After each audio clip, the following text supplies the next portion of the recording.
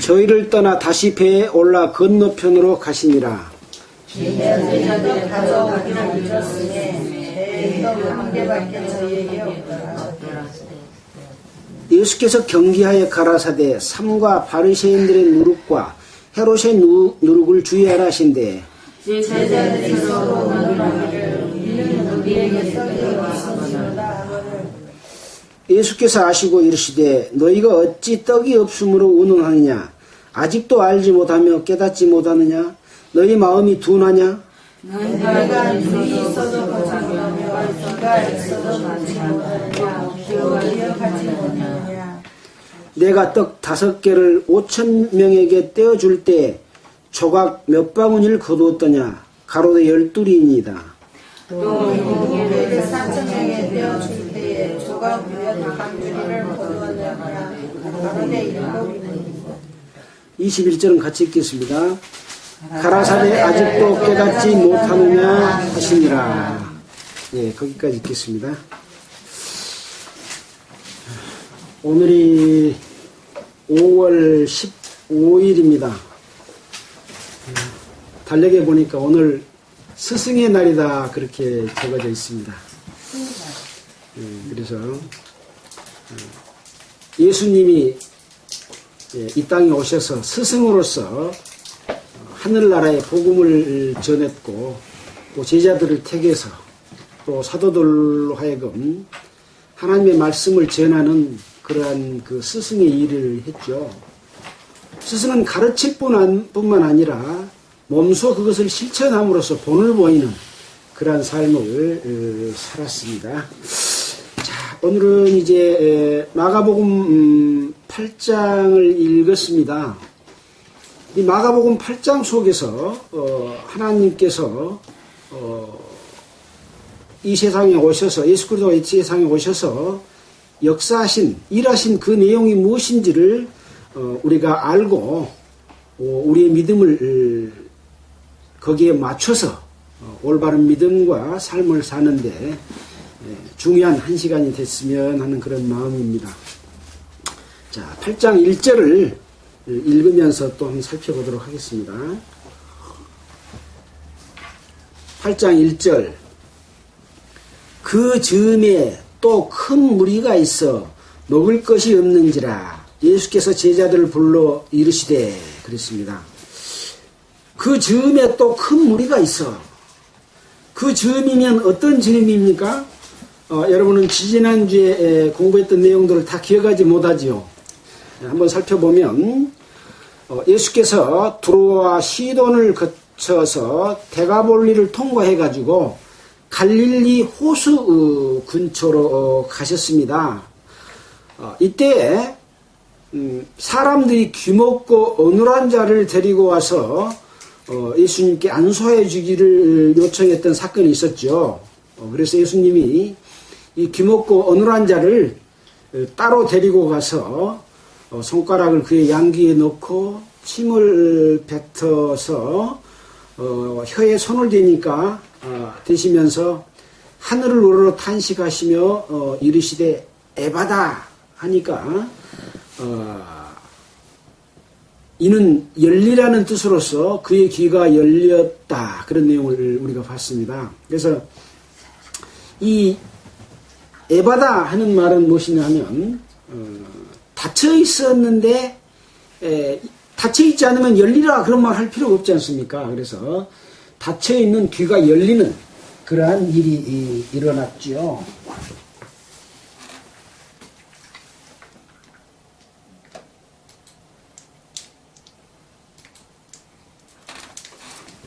그래서 닫혀 있다고 하는 것은 또 보지 못한다고 하는 것은 또 귀머거리라고 하는 것은 여기서는 병자를 이야기하고 있지만 우리는 눈을 뜨고 보고 있고 또 귀로 듣고 있지만 하나님의 말씀을 듣지 못하는 귀머거리와 하나님의 말씀, 하나님의 능력을 보지 못하는 눈과 또 닫혀있는 가슴으로서 하나님을 받아들이지 못하는 이런 사람들을 우리가 생각해 볼 수 있다. 그런 말씀을 했습니다. 그래서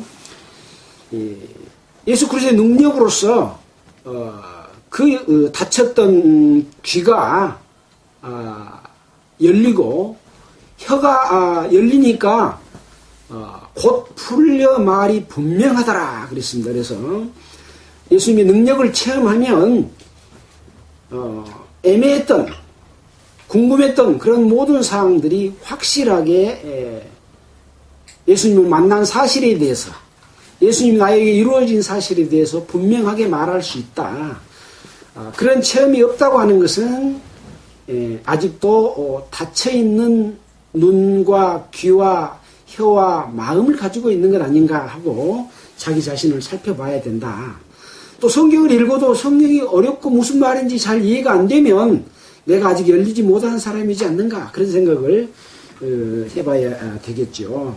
자, 그래서 귀먹고 어눌한 자에게 아무에게도 이르지 말라고 하셨는데 경계하면 경계할수록 더욱 널리 전파하는 너무나 기쁘고 감사해서 나에게 이런 능력을 베풀어 주신 예수 그리스도를 전파하게 되는 그런 일들이 일어났고 사람들은 그 능력을 보고 또 그 전파하는 내용들을 보고 심히 놀라 가로되 그가 다 잘하였다. 귀머거리도 듣게 하고 벙어리도 말하게 한다. 하고 그 소문이 널리 퍼졌습니다. 그 즈음입니다. 그 즈음에 또 큰 무리가 있어 먹을 것이 없는지라 그런 상황이 또 벌어졌습니다. 그래서 갈릴리 주변에서 지난번에 또 5,000명을 먹이는 남녀 합하면 10,000명 어린이까지 합치면 한 12,000~13,000명 되지 않을까 그렇게 생각을 했지 않습니까? 유대인들은 사람 수를 셀 때 남자 어른만 숫자로 쉽니다. 그래서 여자와 아이를 포함하면 12,000~13,000명도 넘는 그런 사람들을 먹인 적이 있었죠. 근데 또 큰 무리가 있어서 먹을 것이 없었습니다. 그래서 예수께서 제자들을 불러 이르시되 내가 무리를 불쌍히 여기도라. 저희가 나와 함께 있은지 이미 사흘임에 먹을 것이 없도다. 그 모인 무리가 예수님께 나와서 말씀을 듣고 병고침을 얻고 하는데 며칠이요? 하루, 이틀, 사흘, 3일 동안 함께 있었답니다. 얼마나 배가 고팠겠습니까? 물론 처음에 올 때는 자기가 집에서 이렇게 밥도 싸운 사람도 있었겠죠. 그러나 사흘 동안 먹을 것을 싸우지는 못했겠죠. 그래서 사흘 동안 있었기 때문에 먹을 것이 없다 이렇게 말씀을 했습니다. 만일에 내가 저희를 굶겨서 집으로 보내면 길에서 기진하리라. 그 중에는 멀리서 온 사람도 있느니라 이렇게 이야기를 했습니다. 그러니까 사흘 동안 굶었는데 집에까지 가는데 가까이서 온 사람은 바로 가서 집에 가서 음식을 먹으면 되겠죠. 그러나 멀리서 온 사람들은 길 가다가 기진해서 죽을 수 있는 그런 사람들도 있다. 기진이라는 말은 무엇입니까? 기진? 기절했다. 예. 기운 기자에다가 다할 진짜. 기운이 다해버렸다 그 말입니다. 그럼 우리가 기운을 다시 쓰려면 음식을 먹어서 영양을 섭취해야 다시 힘이 나오지 않습니까? 그래서 이제 그 기운이 다해서 힘이 없음으로 말미암아 쓰러질 사람들이 있기 때문에 이런 염려를 하셨습니다. 멀리서 온 사람도 있다 그랬는데 어디에서 왔을까요? 우리는 이럴 때는 또 지도를 한번 봐야 되겠죠. 예수님께서 지금 갈릴리 호수에 있는 가버나움, 벳세다 이 주변에서 지금 말씀하고 계십니다. 지난번에 제가 데가볼리 지역을 말씀하면서 가버나움 근처라고 했는데 제가 잘못 말했습니다. 이 가버나움 근처에 있는 것은 오늘 나오는 달마누다 지방이 가버나움 근처고 데가볼리 지역은 이 갈릴리 여기가 동쪽이니까 서쪽이니까 동쪽 지역에 있는 데가볼리 지역입니다. 그래서 데가볼리는 여기만 데가볼리가 아니라 이 위에까지 이렇게 데가볼리 지역이고 저 위로는 가올라니티스 지역, 피니아스 지역 이렇게 큰 글자로 있는 것이 지역의 이름이거든요. 그래서 이런 지역인데 예수님께 찾아온 사람들은 두로와 시돈과 이두메 지역까지 데가볼리 지역에서까지 이 갈릴리로 왔기 때문에 거리로 따지면 얼마나 멀겠습니까? 한 도를 2개 거치는 지역, 여기서 한 전주? 대전 밑에쯤 그런 거리일 것 같습니다. 왜냐하면 이스라엘이 그렇게 큰 나라는 아니거든요.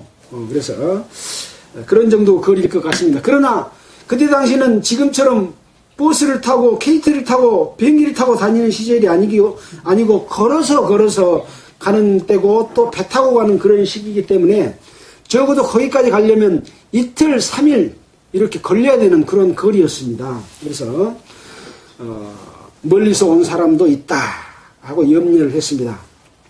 이렇게 말하니까 제자들이 대답하되 이 광야에서 어디서 떡을 얻어 이 사람들로 배부르게 할 수 있으리까 그렇게 이야기를 했습니다. 지난번에 오병이어의 기적을 나타낼 때에 마가복음 6장입니까? 6장에서 얼마의 돈이 있어야 이 먹일 수 있다고 했습니까? 여짜오되 우리가 가서 200데나리온의 떡을 사다 먹이리까 그랬어요. 그래서 200데나리온은 은전의 명칭인데 하루 품삯에 품삯을 10만 원으로 볼 때 200데나리온은 2천만 원 정도. 그래서 이 은전의 명칭은 신약시대에 사용한 은화의 명칭이다. 노동자의 하루 임금이다. 이렇게 봤을 때 2천만 원 정도나 있어야 되는 그러한 그 돈이었는데 역시 이제 여기 광야에서도 어디서 떡을 얻어 이 사람들로 배부르게 할 수 있으리까 그렇게 이제 이야기를 했습니다. 그래서 예수님께서 물으시되 너희에게 떡이 몇 개나 있느냐 가로되 7이로소이다 하거늘 예수께서 무리를 명하사 땅에 앉게 하시고 떡 7개를 가지사 축사하시고 떼어 제자들에게 주어 그 앞에 놓게 하시니 제자들이 무리 앞에 놓더라 그랬습니다. 떡 7개를 떼어서 몇 명 앞에 놨어요? 뒤에 보니까 아까 읽었을 때 4,000명이라 그랬죠. 예.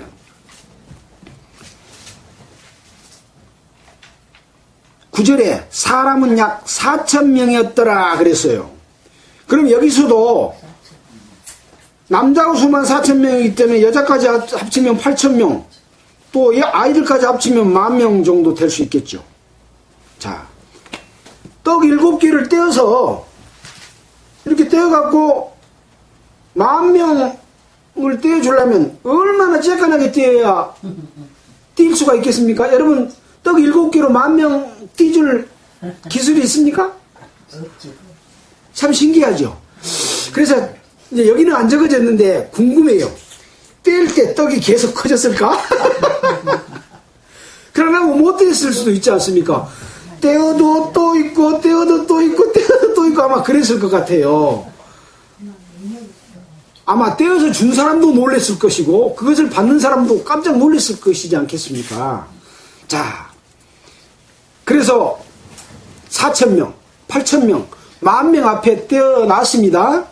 또 작은 생선 2마리가 있는지라 이에 축복하시고 명하사 이것도 그 앞에 놓게 하시니 또 작은 생선 2마리가 있는데 이 작은 생선도 축복하시고 명하사 그 앞에 놓게 하시니, 여기는 뭐 뗀다 그런 말은 없습니다. 생선을 그대로 놔버리면 안 되겠죠. 떼어놔야 나눌 수가 있었겠죠. 아무튼 뭐 우리는 상상으로 말을 합니다마는, 아무튼 사람들이 볼 때에 놀라운 어떤 기적이 나타났습니다. 이것은 과학이나 사람의 지식으로나 도저히 상상할 수 없는 그러한 일이 일어났죠. 자, 이에 축복하시고 명하사 이것도 그 앞에 놓게 하시니, 배불리 먹고 남은 조각 7광주리를 거두었으며 사람은 약 4,000명이었더라.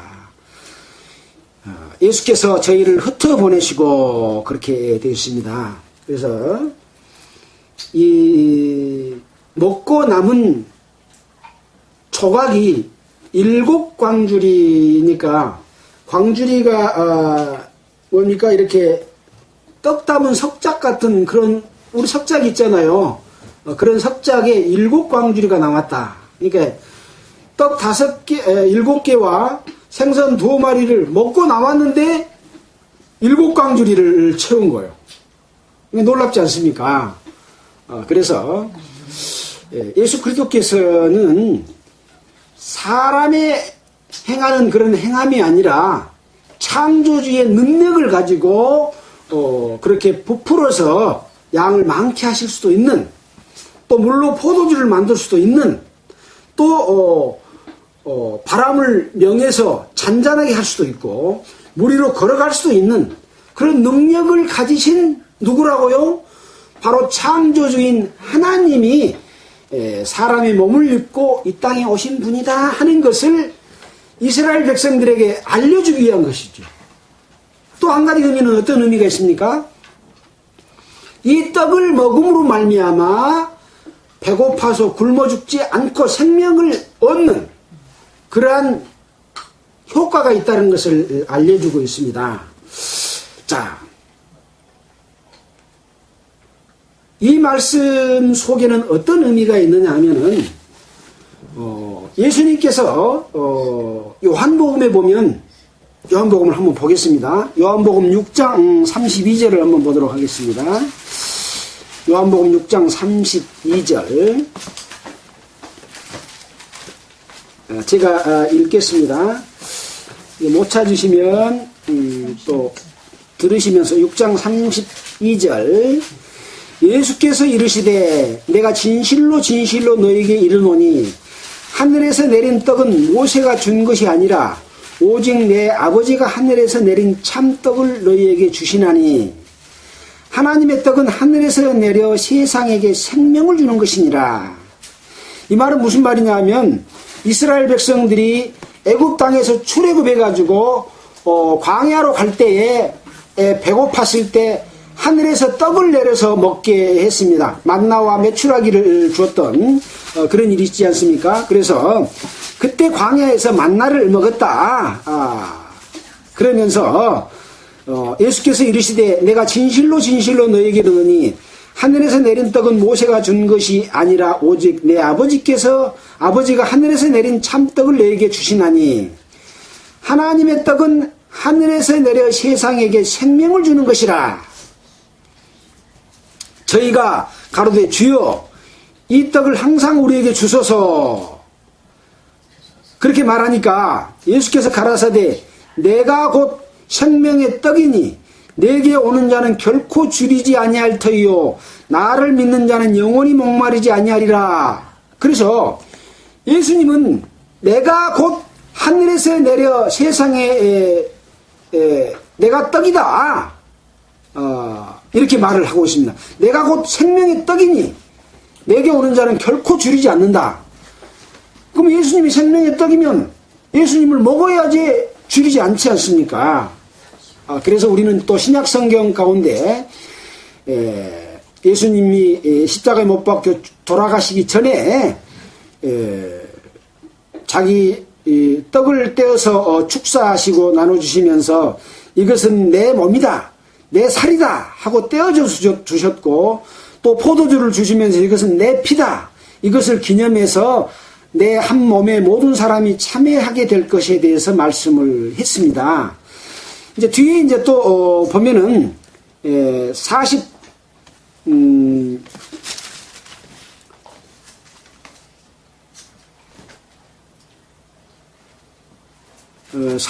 몇 절입니까? 47절에 보면 진실로 진실로 내게 이르노니 믿는 자는 영생을 가졌나니 내가 곧 생명의 떡이로라. 조상들이 광야에서 만나를 먹었어도 죽었거니와 이는 하늘에서 내려온 떡이니 사람으로 하여금 먹고 죽지 아니하게 하는 것이니라. 나는 하늘에서 내려온 산떡이니 사람이 이 떡을 먹으면 영생하리라. 나의 줄 떡은 곧 세상의 생명을 위한 내 살이로다 하시니라.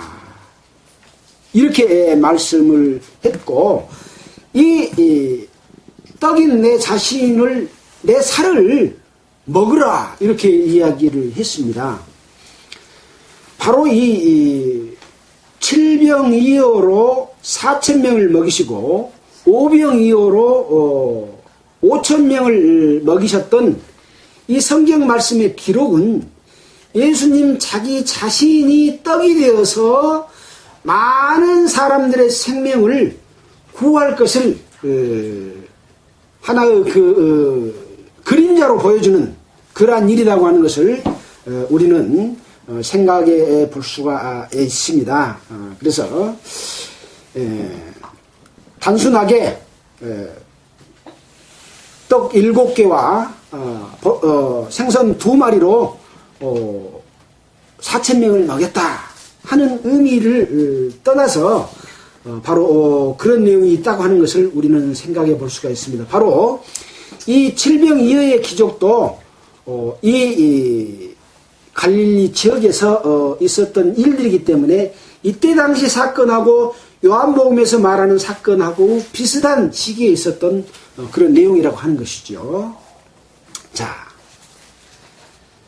그렇게 해서 제자들과 함께 또 배에 오르사 달마누다 지방으로 가시니라. 그래서 이 달마누다 지방은 아까 말씀드린 대로 이 가버나움 근처입니다. 그러니까 베세다 이쪽 지역에서 가버나움 쪽으로 오기도 하고 이쪽에서 건너가시기도 하고 또 가까운 옆으로 건너가시기도 하고 그랬습니다. 그러나 아마 이쪽 지역에 있는 데가볼리 지역까지 직선으로 이렇게 건너간 것 같지는 않은 것 같아요. 그래서 항상 그 갈릴리 지역 주변에서 배를 타고 가시기도 하고 또 말씀을 들으러 온 사람들도 예수님이 저쪽으로 배 타고 가니까 예수님 찾다가 없으니까 예수님께 가기 위해서 배들을 타고 갔다, 이런 내용도 또 기록된 내용들이 있습니다. 그래서 이쪽 저쪽으로 걸어가는 것보다 배 타고 가는 것이 또 빨랐던 것 같습니다. 11절입니다. 바리새인들이 나와서 예수께 힐난하며 그를 시험하여 하늘로서 오는 표적을 구하거늘. 예수께서 마음속에 깊이 탄식하시며 가라사대 어찌하여 이 세대가 표적을 구하느냐. 내가 진실로 진실로 너희에게 이르노니 이 세대에게 표적을 주시지 아니하리라 하시고. 자, 여기 이제 보면은 바리새인들이 나와서 예수께 힐난하며 그를 시험하여 그랬습니다. 힐난이란 말은 무엇입니까? 힐난, 캐고 따져서 비난한다. 그래서 꾸짖을 힐, 어려울 난, 꾸짖고 따지고 비난하고 그러면서 예수님을 시험하는 거예요. 하늘로서 또 표적을 좀 보여줘봐라. 믿으려고 그럽니까? 믿지 않고 뭔가 예수님이 하는 것을 방해하려고 그러겠습니까? 아니요, 방해하려고. 유대인들이, 바리새인들은 만약에 믿을 마음이 있었다면은 예수님의 그동안에 행하신 기사와 이적이 얼마나 많습니까?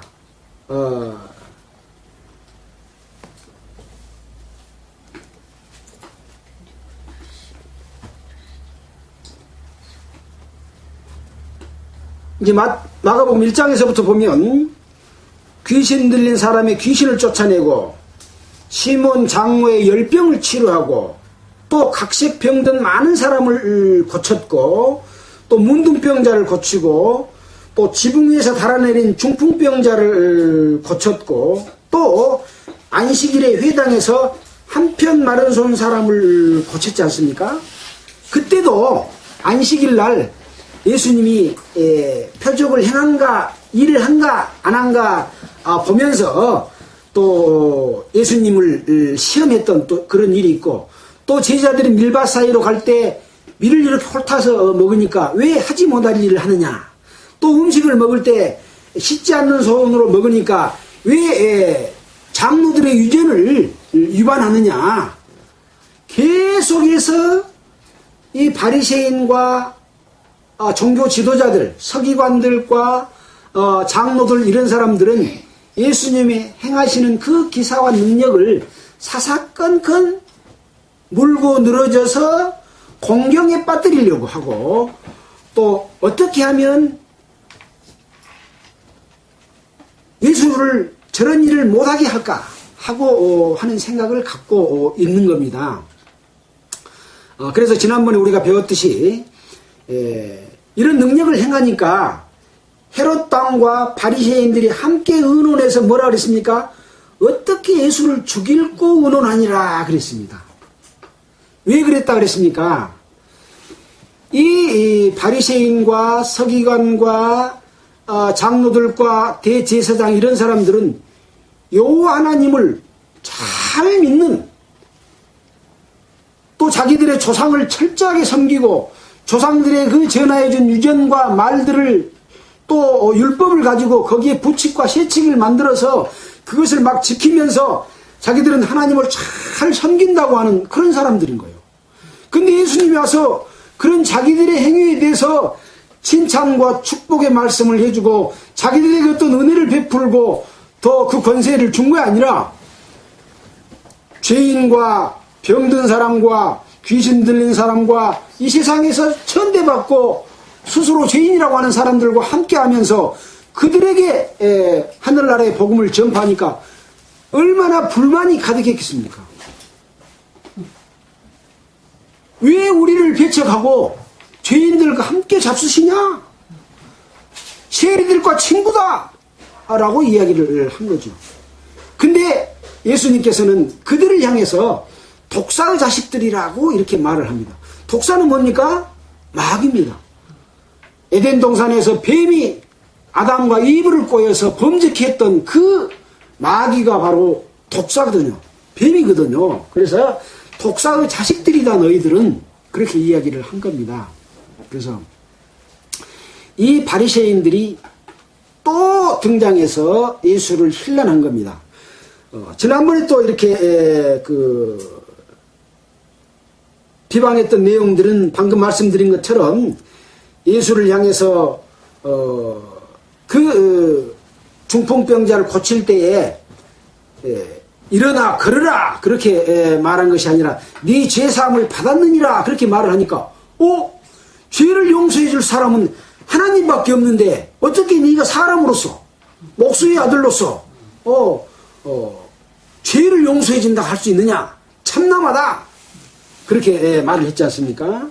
또 어째서 죄인들과 함께 먹느냐, 안식일에 일을 하느냐, 또 그가 미쳤다, 바알세부를 힘입어서 그러니까 귀신의 두목이 예수 속으로 들어가서 귀신을 쫓아낸다 그렇게 막 비방하고 예수께 도전을 했던 그런 상황입니다.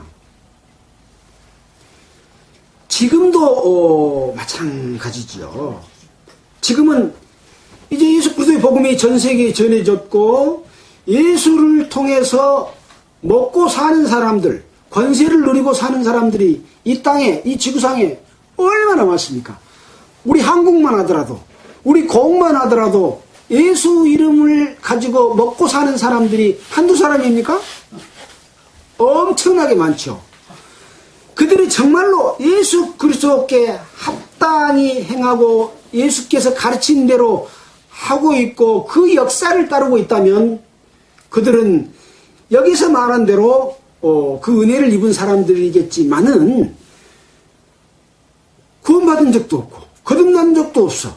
단지 교회만 다니면 천국 간다 라고 가르치고 자기 자신도 거듭난 적이 없기 때문에 거듭남을 가르치지도 못하는 거예요.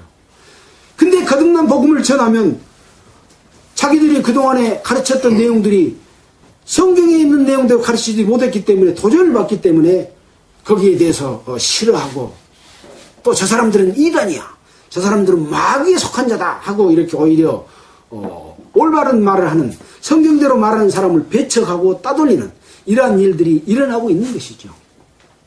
그래서 우리는 성경 가운데서 예수 그리스도의 역사와 일이 무엇인가, 그 속에 담겨진 의미는 무엇인가 하는 것들을 공부하기 위해서 우리는 지금 예수님이 행하신 일을 어쩐다고요? 직접 보고 있는 것이죠. 그래서 제가 그런 말씀을 했습니다. 우리가 마태복음, 마가복음, 누가복음을 읽을 때는 어떤 사건을 세 사람이 기록한 내용으로서 우리는 그것을 역사적인 사실을 기록한 다큐멘터리다. 그것을 연상하면서 그때 당시 상황을 눈으로 보는 것처럼 상상하면서 그 사실을 내 마음에 받아들일 때 내 마음에 놀라운 어떤 은혜를 받을 수가 있다. 그래서 마음이 병들어 있고 내 관심이 다른 데 있으면 그 마음들이 내 속에 느낄 수가 없는 거죠. 그래서 간절하게 구하는 마음, 그것을 중요하게 생각할 줄 아는 마음, 이런 것이 필요하죠. 우리가 뭐한데 그래야 되냐 이렇게 생각할 사람들도 있겠지만은 우리가 그런 말을 했습니다. 우리가 이 땅에 태어날 때 내가 태어나고 싶어서 태어난 것도 아니고 또 태어나서도 성장하는 과정 가운데서도 자기도 모르는 사이에 이렇게 나이가 들어서 성장했지 않습니까? 또 자식들을 내가 낳았다고 하지만은 사랑해서 그 결과로서 잉태돼서 기를 때 뱃속에 있는 아이를 내가 길렀습니까? 나는 음식만 먹었는데 속에서 자랐는데 그 자라고 그 얼굴을 만들고 눈과 코, 귀를 만들고 내장을 만들고 이 몸의 기능을 만든 것은 하나님이 만들었다. 근데 태어나서 내는 내 것이니까 내 마음대로 살겠다 하는 것은 어느 도단이다. 하나님의 능력을 모르고 하나님을 무시하는 것이다. 자연의 섭리를 모르는 것이다. 그래서 하나님을 아는 것이 지식의 근본이거늘 미련한 자는 하나님이 없다 하는도다. 이런 말씀처럼 이런 내용을 볼 때면 그 하나님을 생각하고 그 사실을 볼 수 있을 때 나에게 은혜가 되고 생명이 된다 하는 그런 내용이죠. 자, 그래서 4,000명을 먹이시고 또 바리새인들이 지금 시험하는 그런 광경에 왔습니다. 그래서 바리새인들이 시험하여 하늘로서 오는 표적을 구하거늘 예수께서 마음속에 깊이 탄식하시며 가라사대 어찌하여 이 세대가 표적을 구하느냐 내가 진실로 너에게 이르노니 이 세대에게 표적을 주시지 아니하리라 하시고 저희를 떠나 다시 배에 올라 건너편으로 가시니라. 바리새인들이 표적 보여주기를 구하니까 표적을 보여줬어요, 안 보여줬어요? 안 보여줬습니다. 그동안에 표적을 많이 보여줬는데도 믿지 않았지 않냐. 표적도 보여줘도 너희들은 믿지 않고 나를 흠잡으려고 한다 하는 것을 예수님이 아셨죠. 그래서 예수를 믿는 목적은 무엇입니까? 자기가 예수를 믿음으로 말미암아 자기의 어떤 유익을 얻기 위한 것이 아니고 예수를 믿음으로 말미암아 하나님의 그 권능과 능력을 인정하고 예수님의 능력을 믿고 예수님이 우리를 통해서 베푸신 은혜 아래 감사하는 그런 것을 하기 위해서 표적을 보여주시는 것이죠. 그래서 우리는 예수를 믿는다고 하는 것은 이와 같이 하나님께서 우리에게 베풀어 주신 그러한 능력을 보고 그 능력 가운데서 첫째는 우주 만물을 창조한 하나님을 보는 것이죠. 그래서 단순히 예배당회를 다니고 또 예배당에 봉사하고 또 율법을 지키고 이런 것이 믿는 것이 아니고 하나님이 살아계시고 역사하심을 믿는 가운데서 그 하나님께서 우리에게 베푸신 것이 무엇인가 하는 것을 믿는 것이 이 믿음이다 하는 것들을 여기서 우리가 알 수가 있습니다. 그러나 이 유대인들은 자기들이 가지고 있는 그 이스라엘에서 그 권위 이런 것을 도전받고 있기 때문에 그것을 잃지 않으려고 예수님을 배척을 했습니다. 그래서 아까 헤롯 땅이 이제 또 뒤에 나옵니다. 그때 그 부분에서 또 말씀을 드리겠습니다. 자, 그래서 그런 사람들에게는 또다시 어떤 표적을 보여줘서 예수를 믿게 하려고 자꾸 보여주는 것이 아니라 이 세대에게 표적을 주시지 아니하시리라 하고 저희를 떠나사 배를 타고 건너편으로 가셨다 이렇게 이야기를 하고 있습니다. 또 동일한 내용을 기록한 마태복음을 보겠습니다. 16장 2절을 한번 보도록 하겠습니다. 마태복음 16장 2절.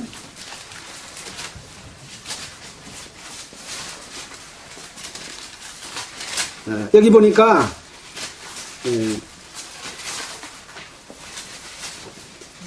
여기서도 똑같은 상황입니다. 바리새인과 사두개인들이 와서 예수를 시험하여 하늘로서 오는 표적 보이기를 청하니 예수께서 대답하여 가라사대 너희가 저녁에 하늘이 붉으면 날이 좋겠다 하고 아침에 하늘이 붓고 흐리면 오늘은 날이 굳겠다 하나니 너희가 청기는 분별할 줄 알면서 시대의 표적은 분별할 수 없느냐.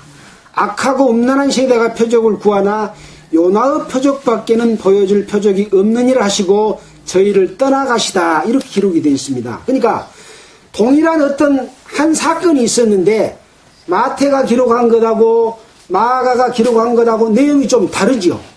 이것은 틀린 것이 아니라 마태가 중요하게 생각하고 보는 관점이 있고 마가가 중요하게 생각하고 보는 관점이 있기 때문에 이렇게 표현을 한 겁니다. 그러니까 이 두 가지 내용 다 사실인 것이죠.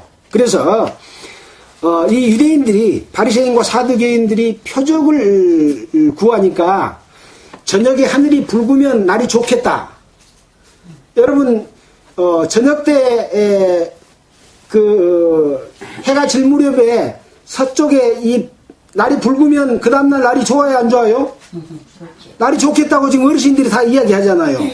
또 아침에 날이 붉으면 그날은 날이 흐리고 비가 올 것을 이렇게 우리 선조들은 이야기하지 않습니까? 이런 것처럼 천기는 분별할지 알지만은 어째서 시대의 표적은 구별하지 못하냐 그러면서 악하고 음란한 세대가 표적을 구한다. 그러나 예수님께서는 많은 표적과 능력을 보여주신 것은 바로 사람이 할 수 없는 하나님의 능력을 사람에게 보여줌으로 말미암아 하나님을 증거하기 위해서 기사와 능력을 행했지 않습니까? 그럼에도 불구하고 그것을 믿지 않고 오히려 계속해서 어떻게 하면 예수를 잡아 죽여서 자기들이 가지고 있는 종교적인 권력 또 많은 사람들을 통치하고 다스리는 그 지도자의 역할이 위협받기 때문에 예수를 많이 따라버리고 자기를 따른 사람이 줄어들기 때문에 계속해서 예수를 죽이려고 하는 이런 일이 있었습니다. 이때 당시에 예수님 오셨을 당시에는 로마가 이스라엘을 통치하고 있었고 로마에서 보낸 총독들이 이스라엘 땅으로 오는데 이 총독들이 오면 맨 먼저 대제사장이나 장로들을 찾아가서 제가 여기 부임했습니다 하고 인사를 할 정도로 이 유대 종교 지도자들의 힘이 컸습니다. 그래서 이 종교 지도자들과 함께 손을 잡아야 로마의 총독으로서 이스라엘을 잘 다스릴 수가 있었던 것이죠.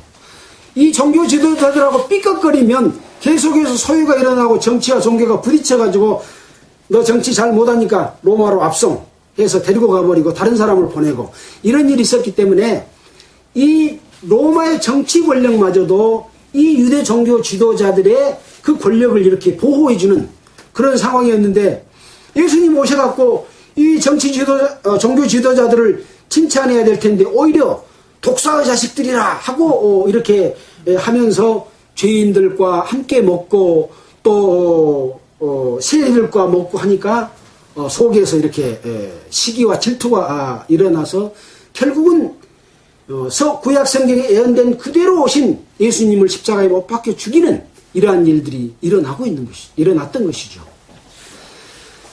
이러한 교훈들은 바로 지금 현재 있는 교회에도 똑같이 적용이 됩니다. 그래서 예수로 말미암아 이 땅에서 어떤 부귀와 권세와 영광과 존경을 받는 이러한 일들은 바로 유대 종교 지도자라고 똑같은 것이다.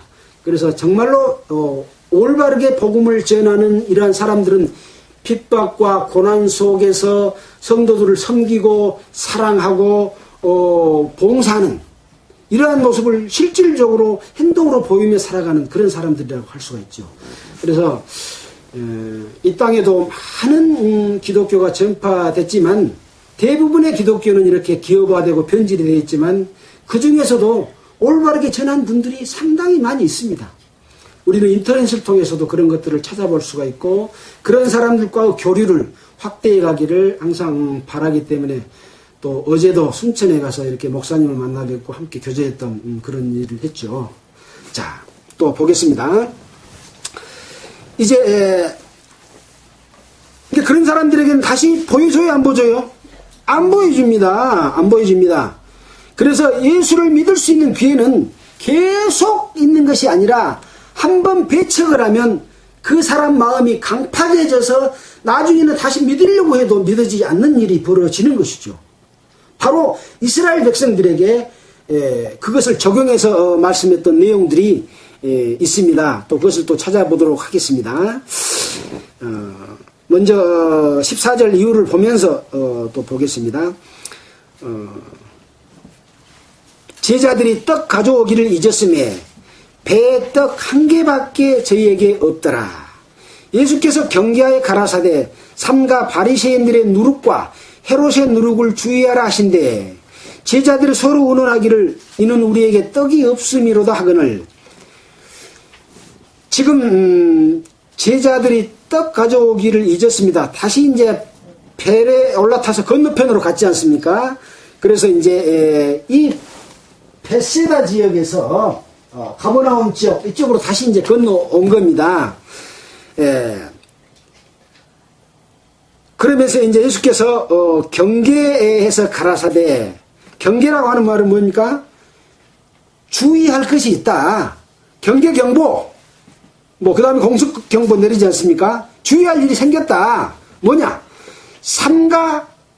삼가란 말은 마음으로 그것을 조심하면서 바리새인들의 누룩과 헤롯의 누룩을 주의하라 하신대. 이렇게 이제 말씀하니까 제자들이 뭐라고 말하냐면 서로 의논하기를 이는 우리에게 떡이 없음이로도 하거늘. 누룩 그러고 이제 이야기하니까 누룩 그러면 떡 생각이 난 거예요. 떡이 놔두면 누룩이 이렇게 곰팡이가 쓸어서 누룩으로 이렇게 변하지 않아요? 균이 들어와가지고 그걸 생각하는 거예요. 그러니까 예수께서 아시고 이르시되 너희가 어찌 떡이 없음으로 의논하느냐? 아직도 알지 못하며 깨닫지 못하느냐? 너희 마음이 둔하냐? 너희가 눈이 있어도 보지 못하며 귀가 있어도 듣지 못하느냐? 또 기억하지 못하느냐? 라고 말하고 있습니다. 지금 금방 호수 건너편에서 떡 7개하고 생선 2마리로 4,000명, 남녀 합치면 8,000명, 10,000명에 가까운 사람들을 먹였는데 떡 갖고 온 걸 잊어버리고 누룩 이야기하니까 지금 예수님은 바리새인과 헤롯 당의 교훈, 가르침을 주의하라 그런 뜻으로 이야기하고 있는데 제자들은 그것을 눈치채지 못하고 떡이 없어서 걱정하고 있다 이거예요. 그러니까 방금 그런 걸 봤으면서도 어찌 떡이 없음으로 의논하느냐? 아직도 알지 못하며 깨닫지 못하느냐?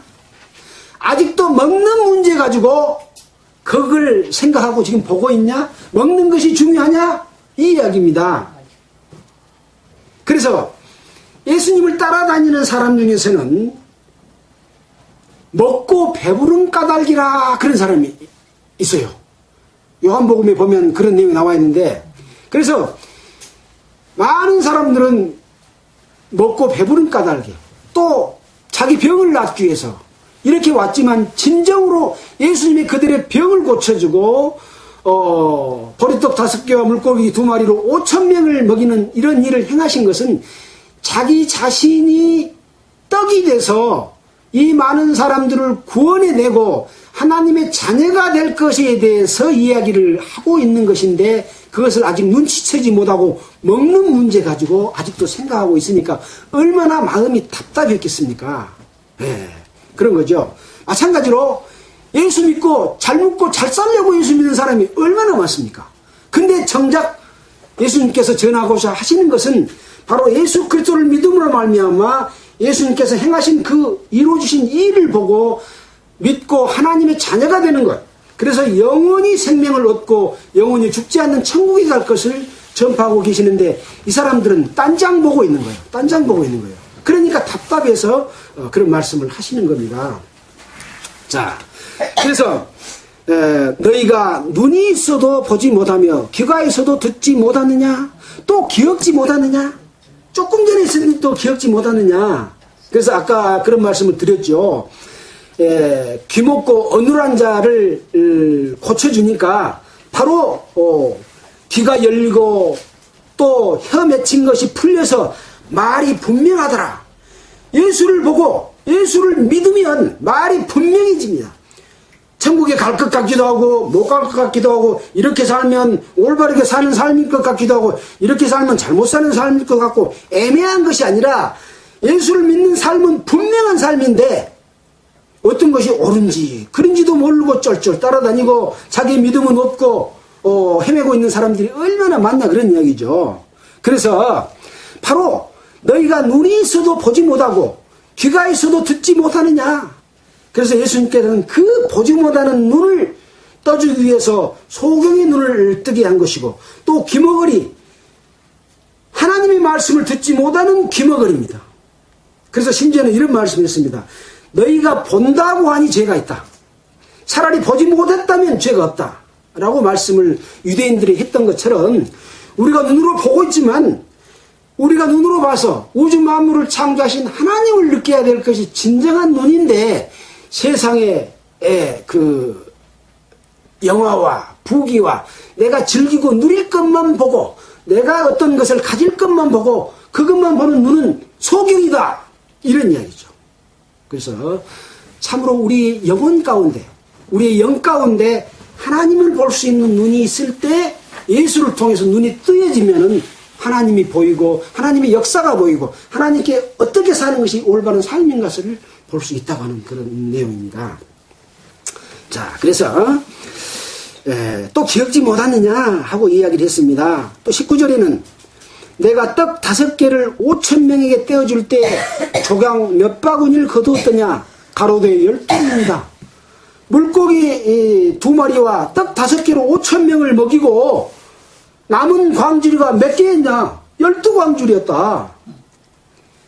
이런 능력을 보고도 아직도 기억도 못하고 아직도 보지도 못하고 아직도 듣지도 못하고 아직도 깨닫지 못하냐?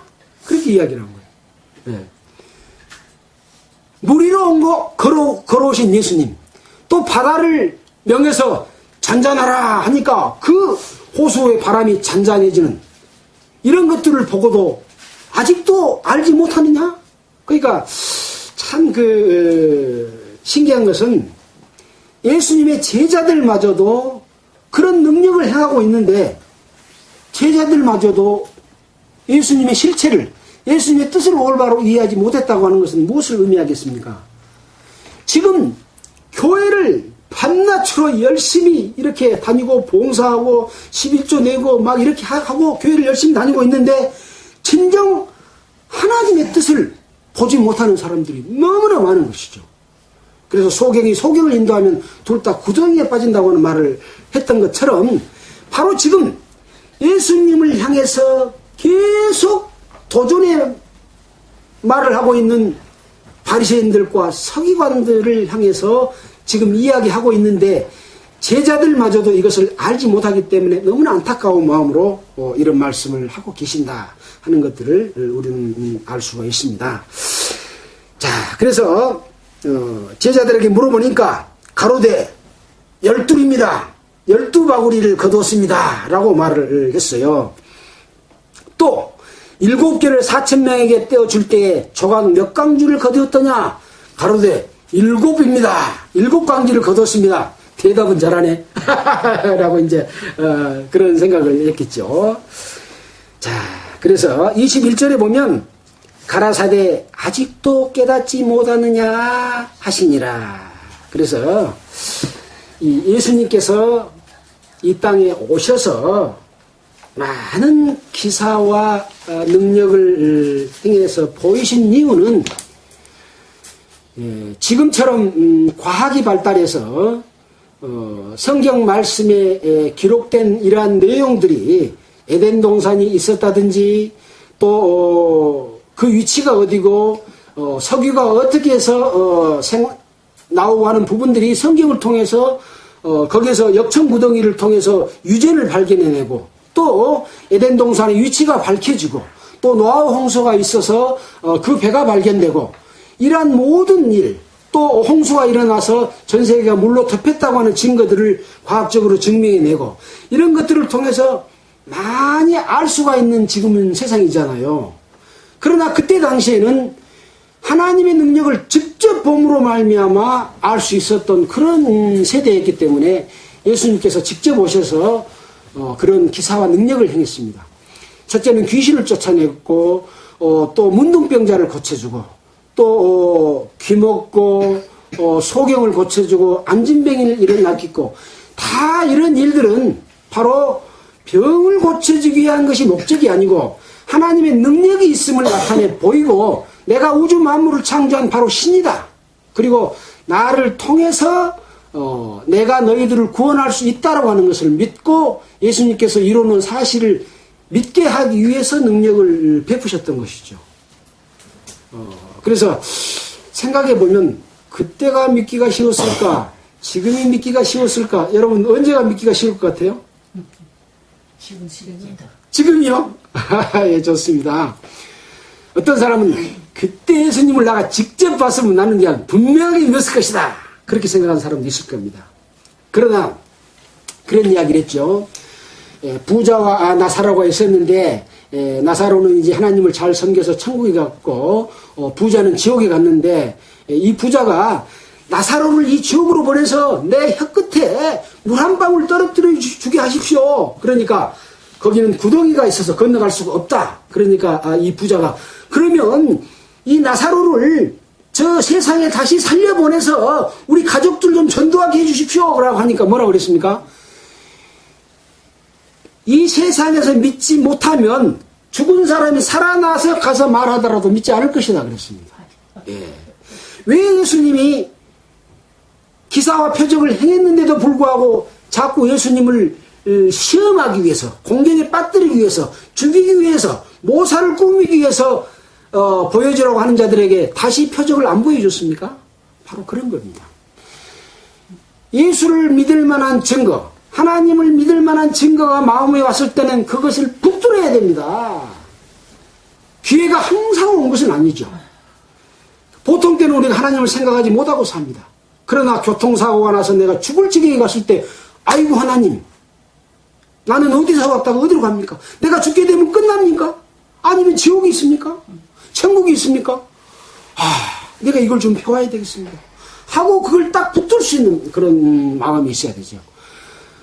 그래서 참으로 올바르게 전파하는 이 말씀을 전하는 사람이 있어야 되고 그 하나님을 찾고자 하는 간절한 마음이 있을 때 그 사람이 하나님의 은혜를 입고 하나님의 자녀가 돼서 영원한 생명을 누릴 수 있는 그래서 우리 인생이 70이요 강건하면 80이다. 지금은 이제 의학이 많이 발달돼서 120세가 제수명이다 그렇게 이야기를 하기도 합니다. 아마 지금 뭐 100세가 넘는 사람들도 많이 있는 것을 봅니다마는 그러나 언젠가는 우리는 초로와 같은 인생으로서 이 땅을 떠나야 될 것입니다. 그러나 죽음이라고 하는 것은 무엇입니까? 죽음으로서 끝난다고 믿는 사람은 거의 없습니다. 말은 그렇게 해도 왜 제사 지냅니까? 우리 조상이 돌아가셔서 내가 음식을 차리면 와서 그것이라도 흠양할 것이다 하고 생각하니까 제사 지내잖아요. 그건 잘 믿으면서 하나님은 안 믿는다는 거죠. 그래서 어떤 기회가 왔을 때 그것을 붙들 수 있는 그런 마음, 또 이제 죽음으로서 끝이 아니다고 하는 것은 우리가 SB에서 그것이 알고 싶다 하는 것처럼 죽었다가 살아났던 사람들이 많은 증언이 있습니다.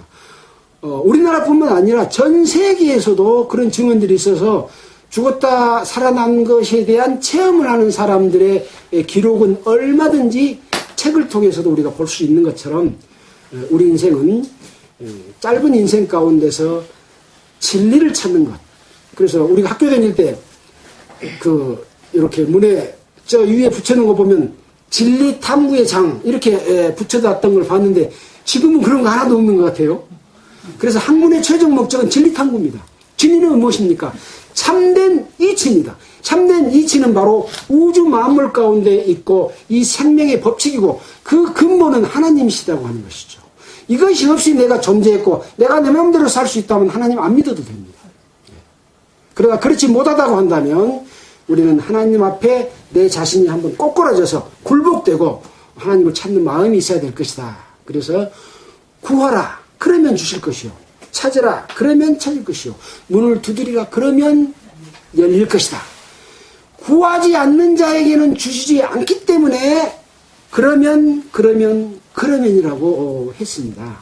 그래서 우리 인생이 남들은 다 이제 토요일 일요일이면 또 관광차를 타고 즐겁게 1박 2일로 놀러 가고 산에도 가고 이런 재밌는 생활을 보냈는데 우리가 이 시간에 여기 앉아서 하나님의 말씀을 공부하는 것은 어떤 의미가 있습니까? 그것보다 훨씬 더 큰 참된 가치와 없어지지 아니하는 어떤 그 가치, 생명, 영원한 것을 가지고 있기 때문에 그렇다고 하는 것이죠. 여러분 이 말씀을 들은 모든 분들이 한 사람도 이뤄지지 아니하고 하나님께서 주시는 그 은혜 안에서 놀라운 기쁨과 영광을 차지해서 영원한 그 가치를 소유하시기를 바라면서 오늘 말씀 마치겠습니다. 잠깐 기도하겠습니다.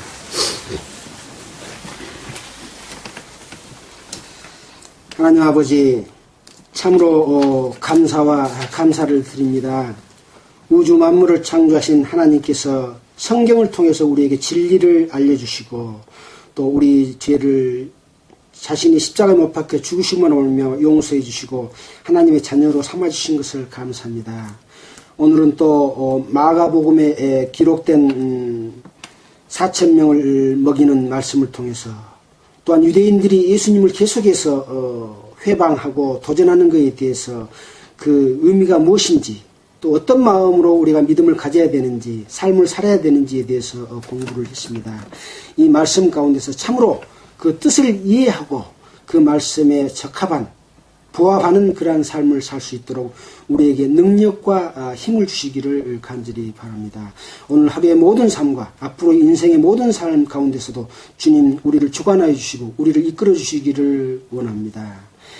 이 땅에는 많은 사람들이 예수를 믿는다고 하지만은 잘못 믿고 또 헛된 길로 가고 있는 사람들이 많습니다. 그들에게도 이 복음의 말씀을 올바르게 전할 수 있도록 주님이 깨우쳐 주시기를 원하면서 우리 구주 예수님 이름으로 기도했습니다. 453장이요. 453장. 예, 453장 참고하겠습니다.